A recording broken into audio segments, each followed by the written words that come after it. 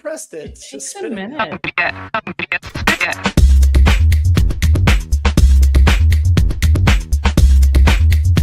It's your professionalism that I respect.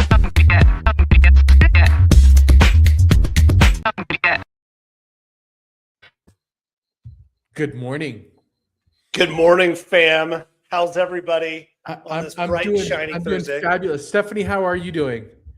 I'm good. Thank you. I'm so happy to be here today. Totally believable, Steph. I am. I look forward to seeing you guys every week. I made cookies last night. What type of cookies did you make yet? Well, they were like chocolate chip cookies, like pretty basic.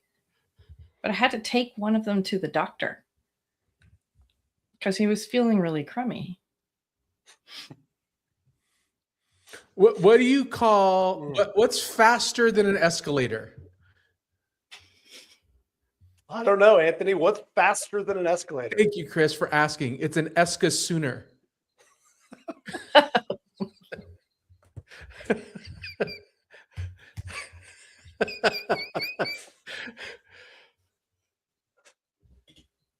That is so terrible. It's really bad. Yes, it's Are we really at the bad. bottom of the dad joke? You barrel? guys laughed. That one might be the greatest dad joke of all time. The ethics. Today, Stephanie and Anthony, we're talking about intellectual property and business ideas. I wanted to share a business idea that I have. I think we should put watches in belts. It may be a waste of time, though. Wasted. Oh, that was good. That one's good. Was it though? It was good. Yes, it was amazing. It was dead Yes. on. All right. That's it for this week's show. We'll see you Thanks all for next coming. week. Thanks for hanging out. Stay with us. Anthony, Stephanie, what if your first investor pitch permanently destroyed your right to protect the idea?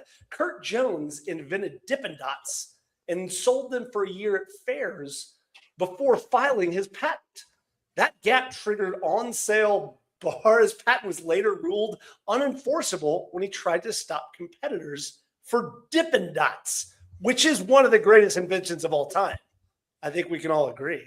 Dippin' Dots are fantastic. Today on How to Founder, we're going to be talking about protecting your ideas, what to file, what to keep secret, and why your first pitch might already be costing you your rights you didn't know you had. I'm your host, Chris Franks. With me, Anthony Franco, Stephanie Hayes. It is just the three of us as promised. We decided, actually, no more guests said that they would come on the show. I mean, words out in the podcasting community. It was a mutual decision. It was a mutual decision. All right, so let's just try to get our heads wrapped around this. Stephanie, we were talking backstage. IP, we come out of the software world. It's a little bit fuzzy. Anthony, you've had some dealings with patents.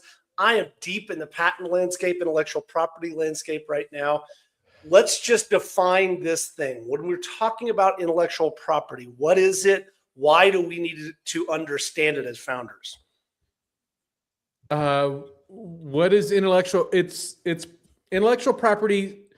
So let's talk about it from historical perspective. Why does it even exist? It exists so that people will come to our country with their ideas because the country will protect innovators and their ideas and their execution around those ideas. The patent law exists something like this. You give us your idea, you patent it, and we'll protect that idea for 20 years, but you tell us how to do it. So after 20 years, it's now everybody's. And there's ways around it, but that's what patent law is. Trademark is a little bit different. Copyright is a little bit different, but we're talking about specifically IP protection.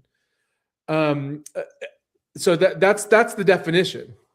I think it was actually somewhat coherent and understandable, Stephanie. I'm a little bit surprised coming out of There's a first time for everything. Yeah. Hey, I Yeah, think it one, was- one of the interesting questions for me is that comes up a lot with founders is, when do I make the decision to patent or trademark?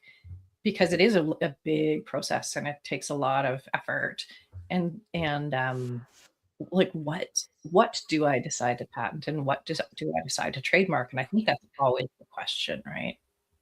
and I will tell you that there are people out there that will not do or do a disservice to founders by suggesting they need to go out and try to patent everything, and they need to start filing and spending all of their hard-earned cash or capital on intellectual property, which is I think is a terrible idea. So before I get into the next series of questions, I think that one of the ideas that really helped me understand this, I wanted to ask you if it helped you guys, is this idea when it's called intellectual property, because we treat it like property within businesses. We treat it as an asset within businesses. It can go on the balance sheet. It can be something that actually creates value in your business. Is that how you guys think about it? Because that's how I tend to frame it in my mind. I think this is a really interesting question because, first of all, a lot of founders will ask investors to sign an NDA before they pitch the deal, which investors will not sign an NDA. But what they're really trying to do is protect their IP. There's a way around that we can talk about, a low cost way around that we can talk about. But more interestingly is your opening story, Chris, about Dippin' Dots. By the way, well researched story. Very done. well researched. Yes. Well, But did not having a patent hurt Dipping Dots? What was the more valuable IP? The idea, the execution, or the brand? or trade secret. How do you actually make those delicious little dots of ice cream that just Or a tend trade to secret? melt That's another great directly? question that we need to talk about. Like, is it do you patent it or do you treat it as a trade secret? Let's start with the idea of a non-disclosure, because it is something that every founder needs to know and understand, particularly if you're going in and starting to try to raise money. You walk in, somebody says, "Hey, I might be interested in investing with you," or more likely just taking a pity meeting when you're first pitching your idea. And you go, "Oh, I don't want them to go take my idea and turn around and tell somebody else of this brilliant, genius startup idea that I have. So I'm going to ask them, I'm going to download off Claude a non-disclosure agreement and ask them to sign something that says they will not disclose my idea." That is profoundly stupid on so many fronts. Anthony, tell us why. Because well, a lot of reasons. One, an investor will never sign an NDA. They see so many ideas and they just don't do it. They don't sign NDAs. And if an investor says they will sign an NDA, they're not a real investor. Like, you're wasting your time. Secondly, it's not just about protecting the idea, which a patent does, but you also have to contemplate, one, is it really worthwhile to patent? Because it's not just about filing the patent and then you're done, you're protected, because now you have to prosecute when somebody breaks the patent, which is most of the time, especially for early stage startups, just not worth it, because you can't spend $100,000 or $200,000 to prosecute when somebody infringes on your patent. So I question, really, when should you do IP protection? Chris, you're in an industry that really does matter, where the intellectual property is worth 7, 8, 9 figures. But for most startups, if you're really worried about it, do a low cost provisional and move on. Well, so let's stay with the NDA for a second. Stephanie, How much is a unique startup idea worth? Nothing. So my perspective on all of this, so to start with, is that ideas are free, right? And until you execute on them. And the difference between a successful idea, and if we're just talking about ideas, a successful idea and a just an idea, is execution. And you can also have 3 different people execute on the same idea and get 3 different results that may be appealing to 3 different markets, right? So that's my sort of baseline that I start from. But then then we get into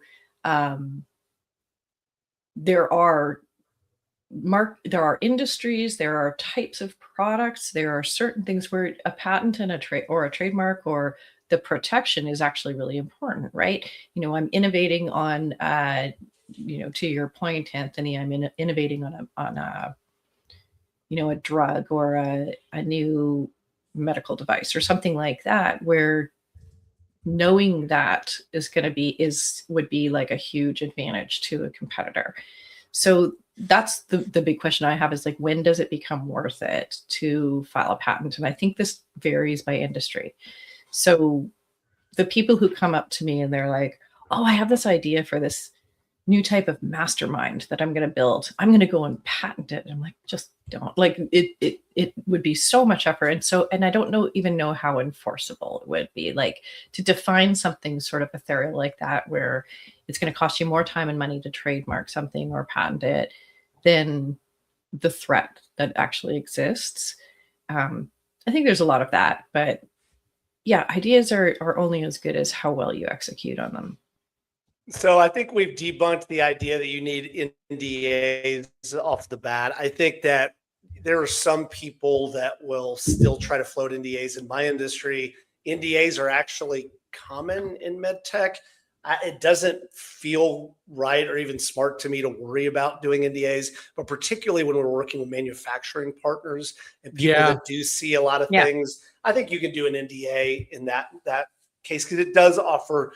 It's a thin layer of legal protection, but it is it's some legal protection. I want to hit on one thing you said, Anthony, and this is the trauma that you guys know the story about the contract to sell my company that didn't go so well after the exit. But one of the primary pieces here, and that every founder needs to understand, any contract, including a patent, is only as good as your ability to enforce it. And so we're poor. We don't have any money. We're paying stuff on credit cards. Don't pay for stuff on credit cards. But you're scraping by, and suddenly somebody infringes on your patent. Well, yeah, it's probably going to happen. So your only recourse is to try to go enforce the patent, which can cost hundreds of thousands of dollars. And so this idea of this kind of blanket protection of intellectual property is a little bit of a myth. All right, I want to move into the next. So I'm gonna add one little caveat to that, Chris. So I agree, and it's becoming less expensive because the ability to file a lawsuit now is become easier for pro se litigants by using AI. So AI, Claude actually just released an entire legal practice skill that makes it slightly easier, and I've started to use it too. Makes it easier to file a lawsuit. Anyway, we can move on. It's a whole deal, and you don't want to deal with it, but it is a good question to ask. Have you guys seen It's Always Sunny in Philadelphia? I'm basically a lawyer. No, you're not. It's fine. I'm basically I'm basically an attorney. I do think there's a little. Go ahead, please, Stephanie. I was just gonna say there's a little bit of signaling too. Like, if you go to the effort of taking out a patent, you're hoping that someone who's planning to compete with you sees that and decides it's not worth it, right? Yeah. Agreed. All right. So Chris, I think our audience, I'm hoping that our audience isn't feeling the same way, but every time you look down, I want to connect the dots on your forehead, on your head. I mean, thank you for calling out my dermatological issues, Anthony. Really supporting my self-esteem with my baldness this morning. You said that to me, and I'm like, what dots? Friends like these, Stephanie. Friends like these. I know. Anthony. Yeah. All right. So there's also this idea called trademarks and copyrights. I mean, you guys just want to touch on those really quickly. It's something where it's not necessarily germane to this conversation, but you will hear founders kind of talk a little bit about this idea of trademarks and copyrights. Anthony, you want to just touch on that briefly? A trademark protects your name from somebody else copying it. And there's common law trademark and actual trademark. So a common law trademark is if you start using it and without getting a real trademark, you just put you'll see a little TM on a logo or on a word.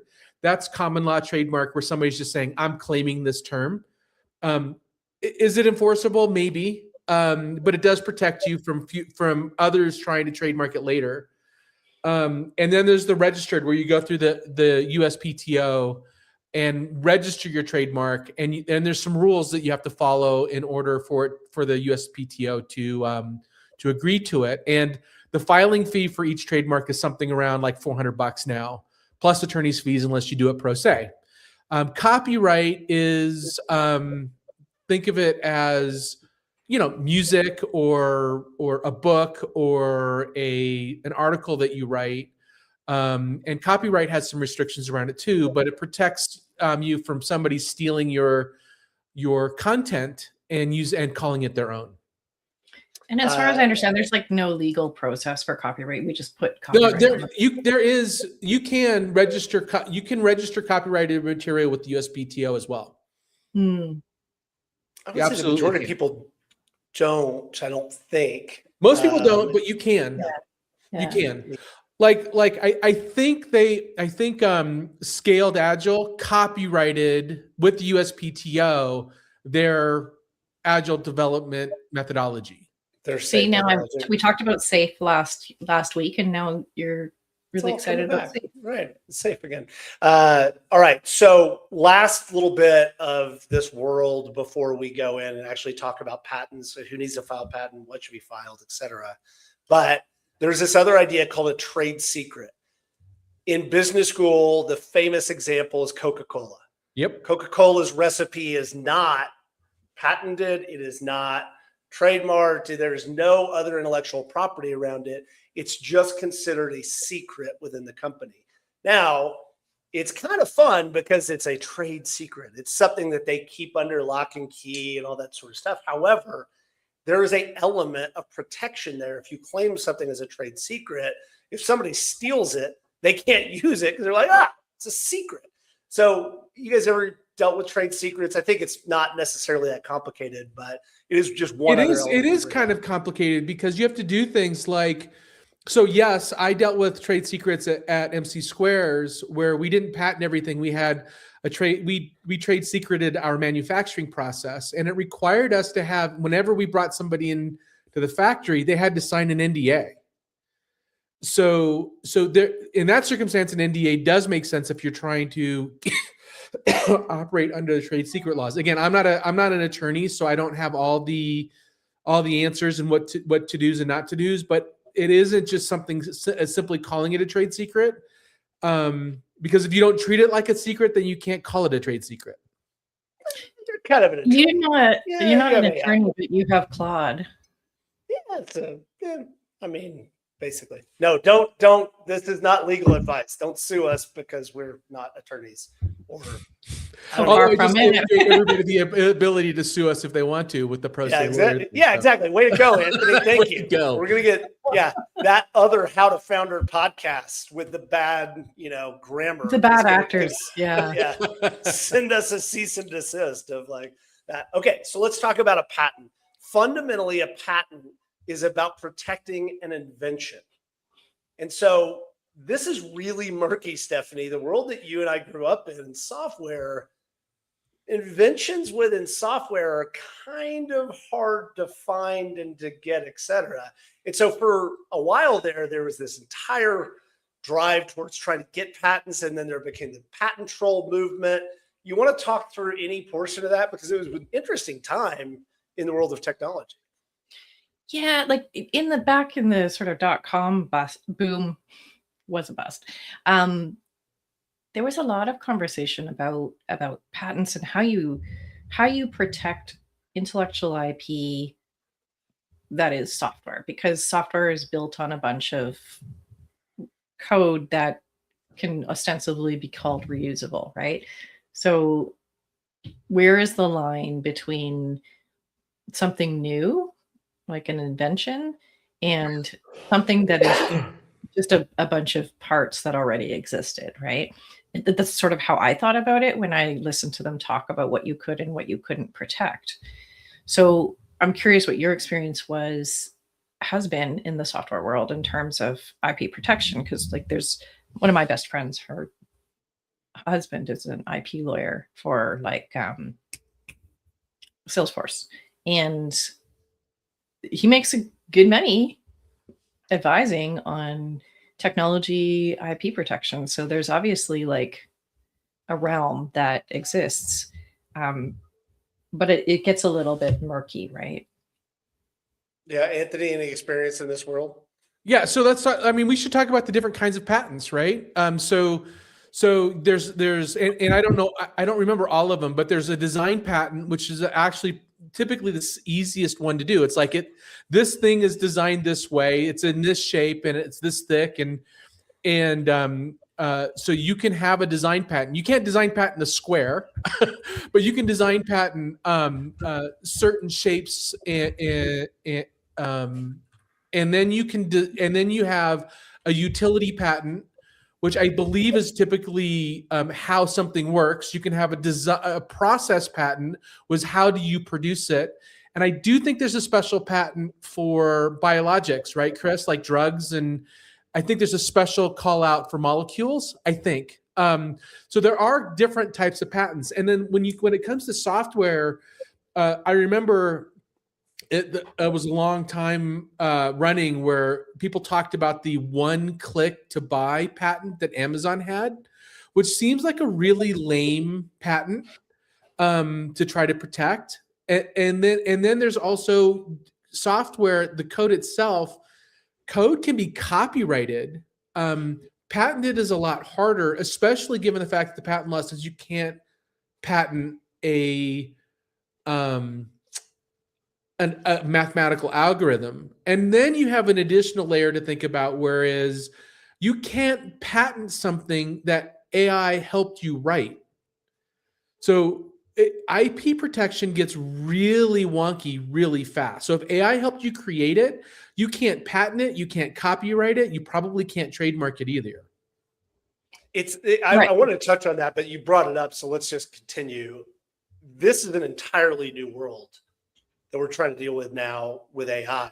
Stephanie, you built a software program, a couple weekends ago. You went away. Yeah. And so you built an entire software package. But fundamentally, that's based off of other people's code, because that's what AI does, right? Yeah. And so in this world of AI, you have to understand that everything is derivative from things that have already happened in the past. And so by definition, the novelty of those things is probably limited. Anthony, have you thought through this much? No. He's not the best co-host for nothing. One of the other challenges with patenting software is that it's very, very often those patents are challenged, right? It's so much work and takes so long to try and prove that you actually have built a new algorithm or a new way of building. Like I think it's so slippery, and there is always so much contention around it. I think that's what has typically made it like something that a lot of people don't bother trying to do, right? And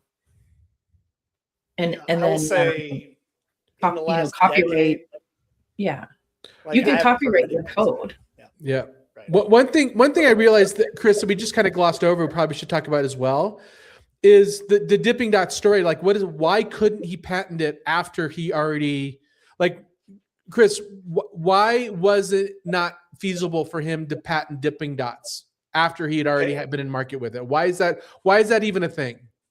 There is, and I am not an attorney, and I don't even own the legal part of Claude. So, I mean, Anthony, you're way ahead of me.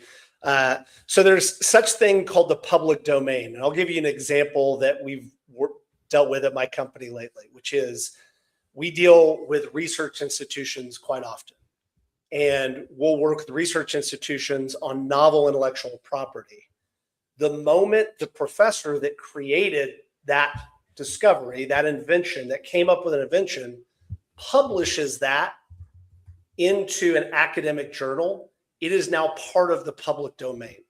It is no longer private information that constitutes an invention that we can then go and protect. And so if somebody goes out into the world and says, hey, this is our invention, and starts to make money off of it, it is now assumed that it's public domain. Now, in the US, it's a little bit different. You have a year within the US after something has been published to be able to still patent that. But internationally, if you do want to go for international patents, which is an entirely different episode, entirely different Donahue, as they say. But if you want to go, it is gone. That opportunity, once you put something in the public domain, it's immediately gone in Europe. Yep. And so it is a very challenging environment, particularly working within colleges and universities that are bridging this gap of doing public good by publishing research, but also trying to monetize that research through tech transfer. And there's a constant tension in that world. And for people like us that work in that environment, it's a very real issue, because in med tech, patents are very, very real and very protectable as well. Yeah. Yeah. I mean, so kind of an interesting point. All right. So a patent is about an invention. You as an early stage founder, you come up with something new. It's novel. You go through your Claude, you ask it, what is the standard to be able to create a patent on this? My next step is then to call, the big Pulcinelli downtown and then pay them $30,000 to file a patent, Anthony? Is that reasonable? Well, you're missing one thing, and let's talk about the process here in a second. But I also think we should talk about patents as a defensive strategy, not an offensive strategy. Steph, do you have any thoughts on that? Yeah, but I keep coming back to the question of like, when's the right time, right? It's particularly around patents. And is there a time where it is defensive, and is there a time where it is offensive, and does that change? And when do we make the decision how do we know when we have an invention? And that I'm not well versed enough on patent law to know, or in Canada it's different too, right? It's totally different there than it is here. When do you know if you have a patentable idea? Mm-hmm. Well, there's two things. Is it a good idea? Like, don't patent bad ideas. Don't patent, and then it's actually, you have to go through. It's a process. Like, yeah, I don't know what kind of advice I'd give a founder on this, because sometimes it's just not worth patenting. Is because it's not marketable. Go ahead. I'm thinking less about whether the idea is patented. I can't even say it. Patentable. But more around, let's assume you have an idea that is worthy of a patent. What's the right time to protect it? Because to your point, how do we know it's a good idea yet? Like, have you done testing? When do you decide that you're going to put the time and effort in to go and patent it? So this is a process question, and what a patent attorney will tell you is file a provisional first. What a provisional patent is it gives you it basically holds your right to patent it later. And I think a provisional is good for a year, and then you can file extensions on it. And again, going back to AI, you probably can file a good enough provisional if you're on a budget. But provisionals are not super expensive with patent attorneys either, especially if you find they're not very difficult to do. And if you find a decent, independent patent attorney, it'll cost you. The last time I checked, it was like $1,500. So it's not super expensive. Because they're so loosely worded, and gives you the ability to file a legit patent later. So I would say file provisionals early if you really believe it might be patentable. That gives you that protection, kicks the can down the road a little bit, and allows you to go to market with the ability to, if it does become a thing, patent later. That's the exact advice I would give Anthony. So the first thing I would do is I would go find a patent attorney in my town or just call somebody and say, hey, I've got this idea. Would you have a meeting with me? And it's just an initial call. They're not going to charge you for that call, but you say, hey, here's what I have. Is this even patentable? And generally they're going to say yes, because it's their business to then go file patents. However, you don't ask your barber if you need a haircut. That's exactly right. But then stop. Go file a provisional patent. You can do that yourself. It is not hard. It's relatively easy. You do have extensions. Put it on your calendar, but go file something, because all that does is creates a date. It creates a moment in time that you have now said, I intend to protect this intellectual property should it turn into something that's protectable. And so it's completely okay to just file a provisional patent. It's not saying your patent will get granted. It is not saying that you're even really figuring out what claims you're going to make within the patent. And that's all the things that the attorney or the patent agent will need to do. It does create that prior date, which is, if you're in a very competitive industry where there's lots of invention going on, that can be helpful. I would not, Anthony and Stephanie, I would not recommend for an early stage startup to go spend the amount of money it's going to take to go execute a patent on a business you have no idea whether it's going to be successful. The likelihood that your business fails because somebody steals your idea is a lot lower than all the other ways that you're going to go fuck it up. That is true. Chris, you mentioned something really important, and that's the date. So the patent system used to be when the idea originated and was documented, that's who owns the IP, right? If I can prove that I came up with the idea first, I get to say I own the IP. It has since switched to first to file. So whoever files with the patent office first is the one that would be awarded the patent if it's patentable. So that date really does matter now. It used to not, but now it does.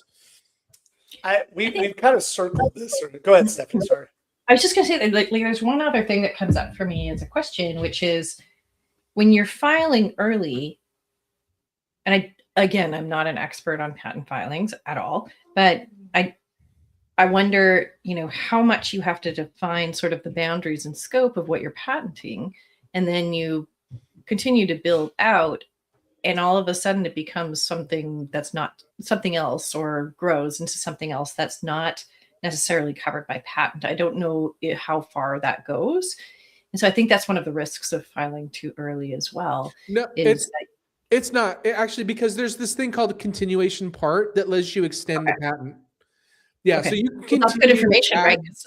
You can continue to add essentially connected patents to the patent that you initially filed.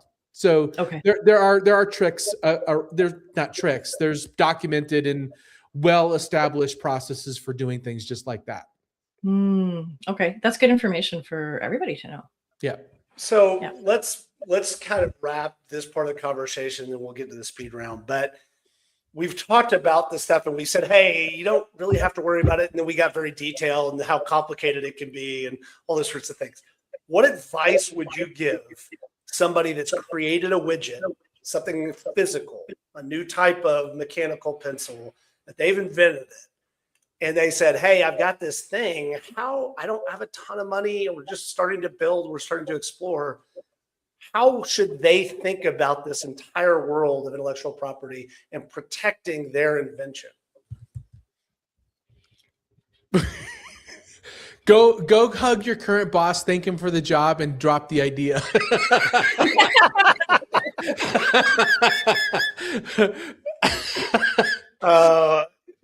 This also gets into the idea of who owns the intellectual property. Don't go build your startup on your current company's. Oh yeah, don't do that. Don't do that. Yeah. Go ahead, Steph. I'll let you answer this one. Why? I don't know that I have a better answer. So sorry, Chris. So first time founders, if you're looking to explore it, file that provisional. It's not going to hurt. And a provisional patent, if you do it yourself, is going to be really inexpensive. You're going to get it wrong. Use AI to help you write the patent, but I wonder, there's a recursive loop there. If you use AI to help you write the patent, Is is the it patent even patentable? protectable? Like, is the IP now protectable? I don't know. I keep coming back to the same question. Like, I've dealt with a lot of first-time founders that are like, my idea is so important and I need to go and patent it. I still think the sort of the advice people need is like, when do you patent and when do you not? And I know that we talked about the concept of an invention, but I don't think we really sort of defined what you should bother with and what you shouldn't, right? And people get really wrapped up in their ideas and like terrified about competition, right? This is such a great question. It's such a great question, Steph. Because it's the thing that everybody, it's the thing, like I had somebody, one of my business owners come to me the other day and she's like, oh, I just found somebody in like Portland who has a business that's almost the same name as me. And I'm like, it's a tiny little mom and pop shop in Portland. And she's like, Why should I bother? sue? And I'm like, no. No, No. trademarks do have regions around them too. Yeah. Yeah. But also, so what, right? Like you have to ask yourself the question, so what? Yeah, Right? but it's like the reason why this is so difficult is because, so I'll give you a real example. My brother, hopefully he's not watching, he's like, dude, I've got this great idea. I got this great invention idea. I need you to help me bring it to market and patent it. I'm like, okay, what is it? And he's like, well, I go to concerts and do things all the time where I'm in a big crowd. Like for example, going to New York, Times Square during New Year's Eve. And I've invented a thing that lets you just like it, you attach it to it lets you go pee without needing to go to the bathroom. It's a bag that you go pee in basically in a tube and its whole system. And he's like, dead serious that he wants to bring this thing to market. Now, is that a good idea or a bad idea? I would never buy it, but it might be a good idea. And should he patent that? How do you tell somebody not like what you're asking, Steph, is should I patent this idea? And you're asking if one, is it in good taste? And two, will it become a thing? And how could you answer that? How do you're asking for somebody to have judgment that they may or may not have. And if they're asking me, I certainly don't have. Who knows? That could be a $100 million idea. I doubt it, but I think it's the greatest idea I've ever heard. I'm investing in your brother's idea this very moment, and he is a far more accomplished entrepreneur than you. Totally. But I guess what I'm saying, Steph, is your question is unanswerable. I will tell you that there is a standard of test, and you can go through it relatively quickly. And you can Google this. It's got to be within the subject matter that patents protects or process, design, etc. It has to have utility. Does it actually provide some sort of utility? It's got to be novel. It's got to be non-obvious, and that you have to be able to describe how it works. It's called enablement. And so it's a fairly easy test to go through that. Also, I'll tell you that AI in the world that I'm living in now is incredibly powerful just to map the current landscapes and the claims that are out there. And so as you get into the patent world, and again, I don't think you really want to file your own patent. You certainly can, but you have to start to make claims. And claims then are what this thing does within these categories. It can get complicated. I think that at the same point, I wouldn't get overly wrapped up in patents as an early stage founder. I would probably file a provisional if I have some cool widget. But at the end of the day, there is a lot of other stuff that you need to do to make your business successful. And the likelihood of somebody coming in and stealing your idea and then suddenly going and making $1 billion company is a little bit of a myth. And if they do, you're probably not going to be able to sue them anyway because they've got a whole ton of money and you don't. And so really, I think that the advice that I've always heard, and I'll get your reflection on this before we go to the speed round, is just go build a great company. And then once you have a great company, then you can worry about IP. And if you do have some prior dates, you do have a couple of patent pendings, that's when you can go clean it up once you're really successful. Is that a fair piece of advice? Or I think that's a great piece of advice. I agree. Okay. Well, let's get to the speed round, which, might be interesting. Consider that, we'll see.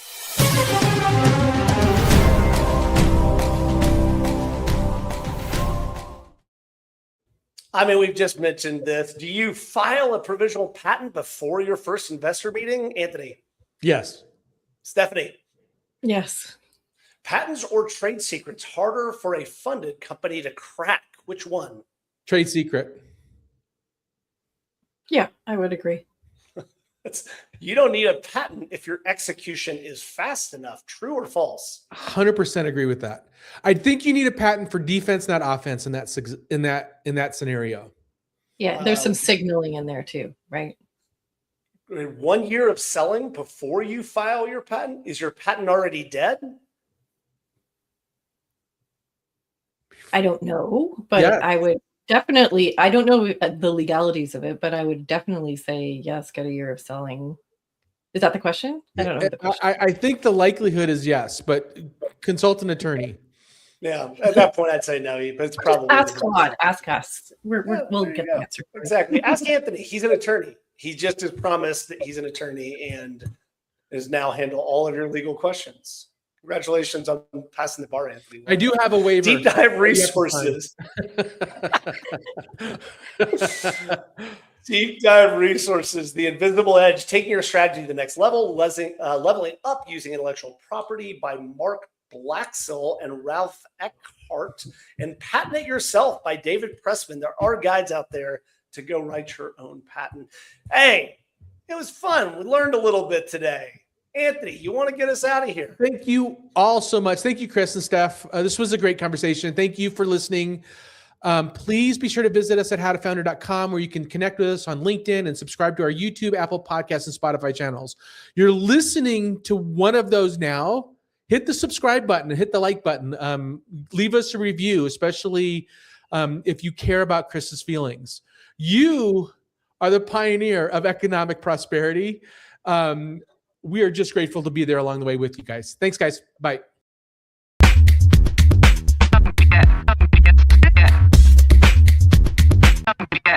It's almost as if you have no business training at all.